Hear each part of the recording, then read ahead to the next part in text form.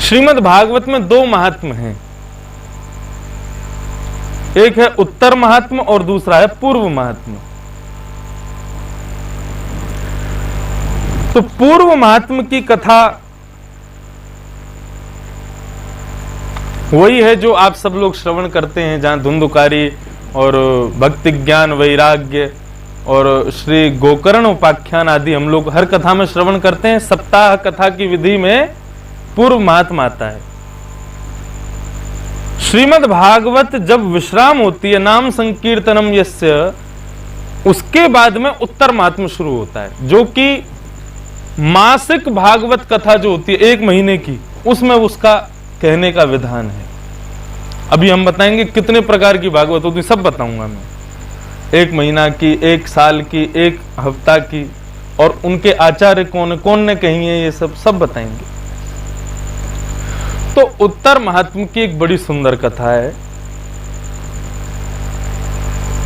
युधिष्ठिर राजा परीक्षित को राज्य गद्दी पर बिठा करके और स्वर्गारोहण को प्रस्थान कर गए 5 पांडव। और स्वर्गारोहण को प्रस्थान करते समय 5 पांडवों ने नन्हे से परीक्षित से कहा है, परीक्षित तुम पूरी पृथ्वी के एक छत्र सम्राट हो, लेकिन याद रहे ब्रजमंडल पर तुम्हारा शासन नहीं रहेगा। ब्रजमंडल पर तुम शासन नहीं कर सकते। परीक्षित बोले, ये ब्रजमंडल पर कौन शासन करेगा? बोले, ब्रजमंडल तो पृथ्वी है ही नहीं, भूमि है ही नहीं, वो तो स्वयं श्री कृष्ण है। और वह कृष्ण रूपी ब्रजमंडल की नाड़ी यानी कि नवज कौन है? श्री यमुना महारानी।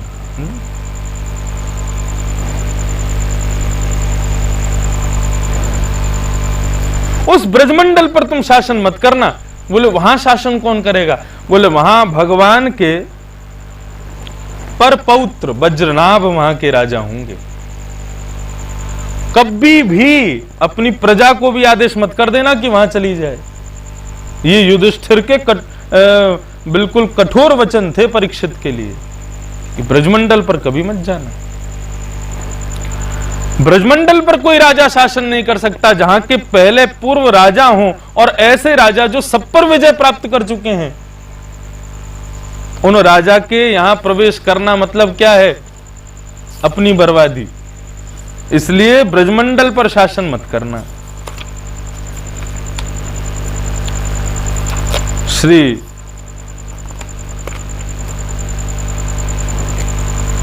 भगवान के पुत्र प्रद्युम्न, प्रद्युम्न के अनिरुद्ध और अनिरुद्ध के वज्रनाभ। वज्रनाभ राजा हैं कहां के? ब्रजमंडल के।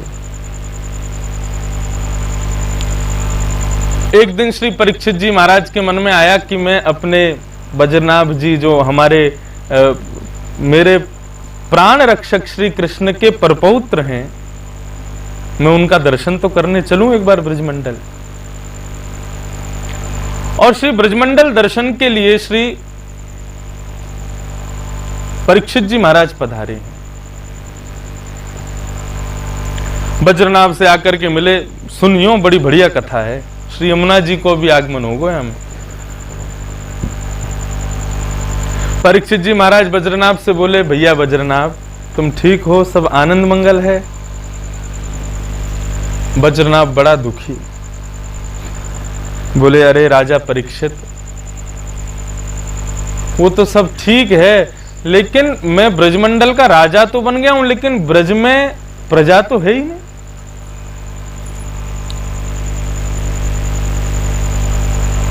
यहां प्रजा नहीं है। मैं शासन करूं तो किसके ऊपर करूं?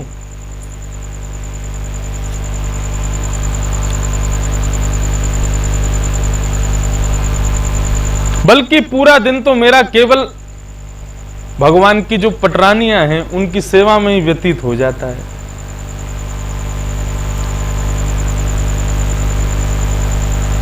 भगवान जब स्वधाम प्रस्थान कर रहे थे तब अर्जुन से कहकर के गए कि अर्जुन, मेरे स्वधाम जाते ही अष्ट पटरानियां मेरे साथ चली जाएंगी, बची हुई बाकी 16,100 जो हमारी रानियां हैं उनको लेकर के तुम ब्रजमंडल चले जाना। अर्जुन उनको लेकर के जाने लगे तो ठाकुर जी ग्वारिया को रूप बना करके आए और उनका हरण करके चले गए। उन्हीं 16,100 रानियों को श्री वज्रनाभ लेकर के ब्रजमंडल पधारे। वज्रनाभ बोले, राजा परीक्षित, मैं तो 24 घंटा अपनी मैया की सेवा करता रहूं, बस नाम को ही राजा हूं, लेकिन शासन करने के लिए मेरे सामने कोई प्रजा नहीं है। तब परीक्षित जी ने चित्रकूट से भगवान के कुल पुरोहित सांडिल्य मुनि को आमंत्रण भेजा और चित्रकूट से सांडिल्य मुनि आए। सांडिल्य मुनि ने आकर के कहा कि भाई वज्रनाभ, कभी भूल करके भी ये मत सोचना कि तुम ब्रज पर शासन करोगे। बोले क्यों? बोले ब्रज साक्षात कृष्ण है, ये स्वयं कृष्ण है।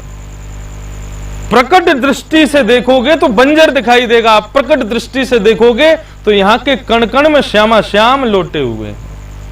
यहां पर शासन कौन कर सकता है?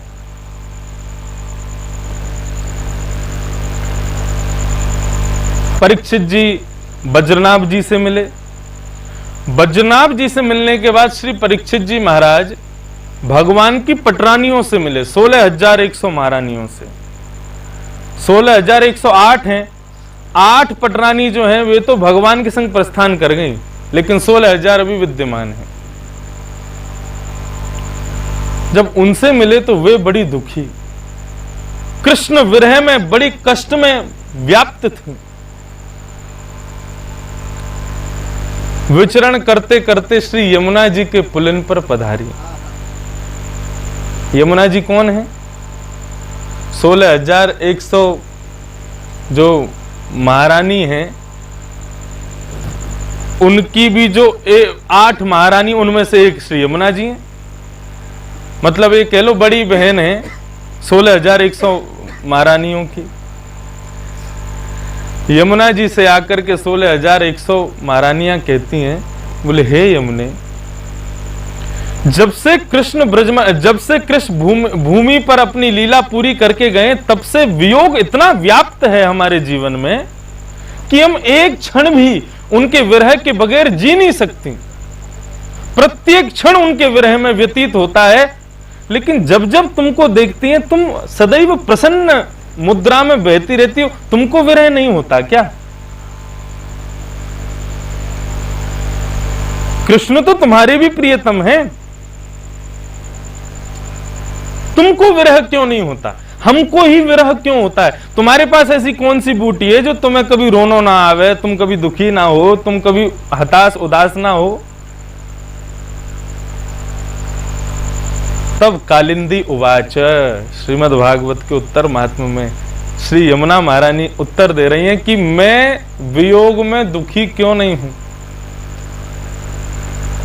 आत्मा रामस्य कृष्णस्य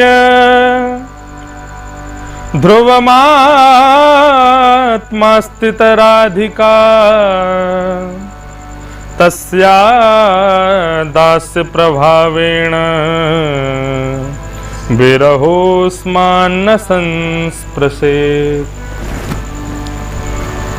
बहुत सावधानी से सुनिएगा। यमुना महारानी ने प्रसन्नता को सूत्र बताया हो। यहां पे मेरी प्रसन्नता को कारण कहा है, मैं क्यों कृष्ण वियोग में दुखी नहीं हूं। तब कह रही है आत्मा रामस्य कृष्णस्य ध्रुवमात्मास्ति राधिका तस्या दास्य प्रभावेण विरहोस्मान्न संस्पृशेत्। बोले अरे मेरी बहनों, जादनाते कृष्ण ब्रजमंडल पूरे विश्व पे लीला पूरी करके अपने स्वधाम गए, मैंने वही दिना श्री राधिका जी की शरण ग्रहण कर ली नहीं। मैं श्री किशोरी जी की शरण में आ गई हूं और वहां को प्रभाव यह है, मैं जब चाहूं किशोरी जी मुझको तब श्री कृष्ण से मिलवा देंगे।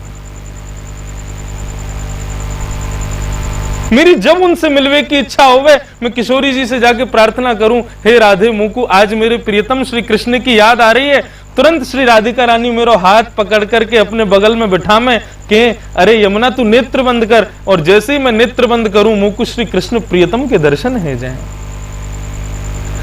तस्य दास्य प्रभावेण विरहो स्मान्न संस्पृशेत। श्री यमुना जी कह रही हैं राधिका जी के दास बनने का यह प्रभाव है कि मुझे कभी विरह में दुख नहीं होता। यदि तुम इस विरह से मुक्त होना चाहते हो तो श्री राधिका जी की शरण ले लो।